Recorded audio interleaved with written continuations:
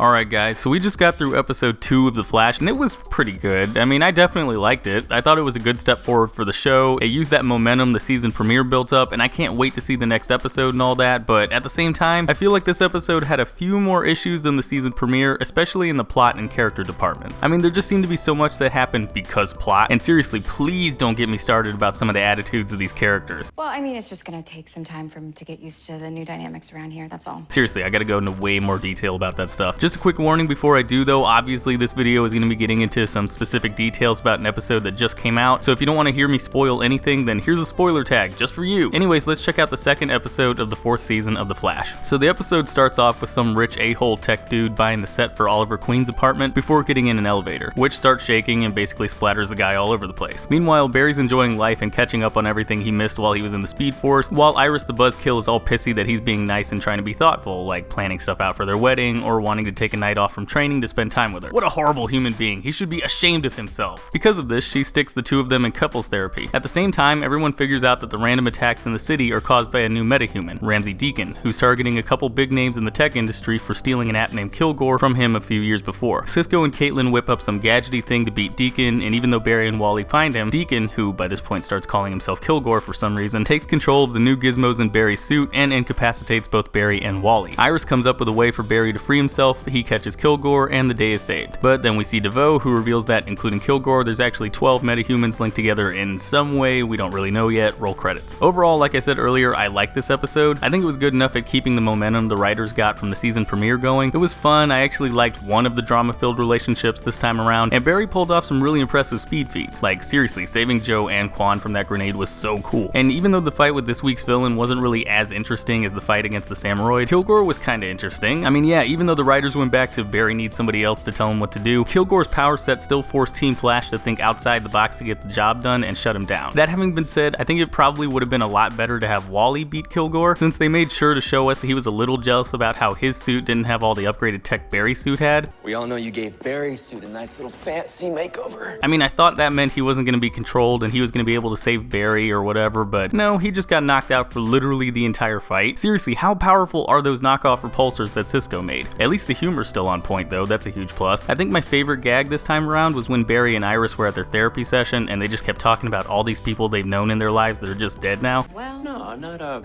Eddie and Ronnie, I mean a little. my mom, HR, Not too much. Laurel. Something. Sorry. We've been to a few funerals. I guess you can kind of count this scene as a list of references. There's a ton of names being dropped there. But unfortunately, there are some big problems with this episode. Like, I still don't understand why the CCPD was apparently so nonchalant about Barry just strolling back into work. I mean, I know I said in my last review that apparently nobody cares he's been gone for so long, but damn, they seriously did not care that he was gone. Hell, most people can't get a sudden weekend leave from their jobs. I highly doubt one of the more important people working with the city's police department would be able to just dip whenever he wants and come back with zero problems. And on top of that, what's the deal with how Kilgore was able to just get away from Wally while carrying around a prisoner? Isn't Wally super fast? How did he not just grab Kilgore immediately after helping out with that insulin problem? Oh right, because they have to fill an hour somehow, and Barry has to be involved in every fight with the villains to some degree. Yeah, that's way better than just giving Wally some time in the spotlight, am I right? Of course, the weakest part of the episode by far is Iris. I mean, for fuck's sake, she's so damn frustrating to listen to. Wah, Barry's capable of thinking for himself. Well, I mean, it's just gonna take some time for him to get used to the new dynamics around here, that's all. Wah, he made literally all the same wedding plans I was going to. Yeah, but you made all of those wedding plans too, and you didn't consult me. Wah, nobody's letting me be in charge right now. Or it might set off the self-destruct early.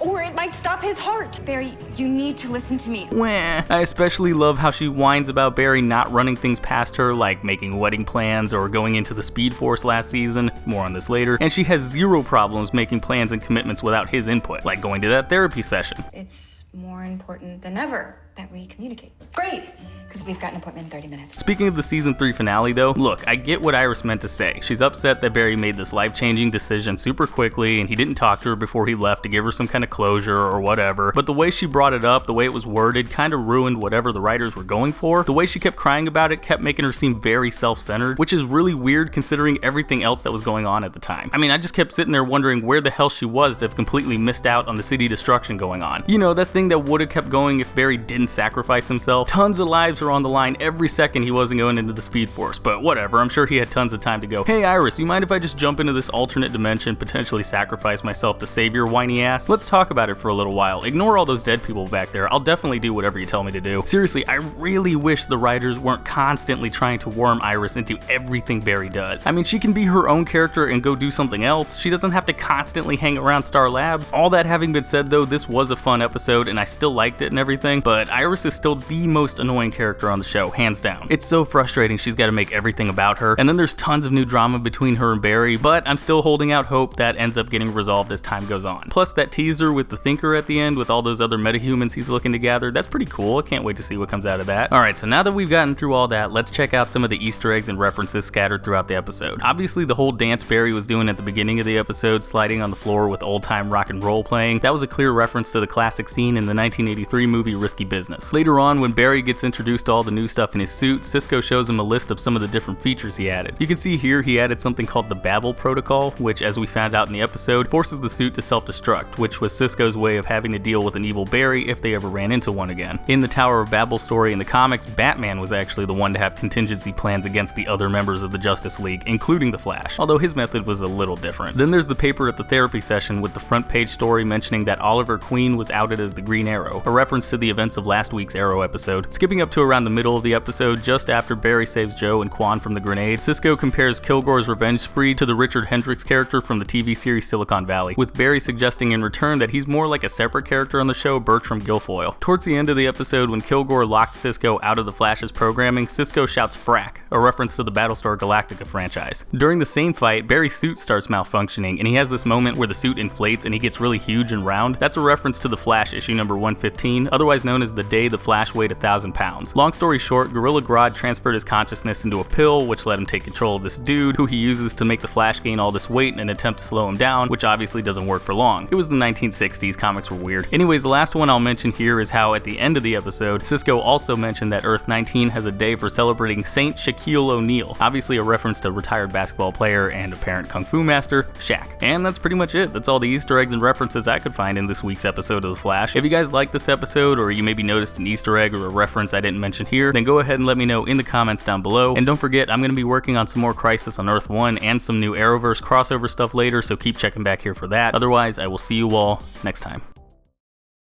Hey, thanks for watching. If you liked the video, be sure to click that like button, maybe leave me a comment while you're at it, and go ahead and click that subscribe button. Also, don't forget to check out any of my social media pages. I've got a Facebook, Twitter, Twitch, and Instagram. All those links are going to be in the description below. And I've also got my last video right there in the middle of your screen, so if you want to check that out, go ahead and click it, check it out. Alright, and I will see you all next time.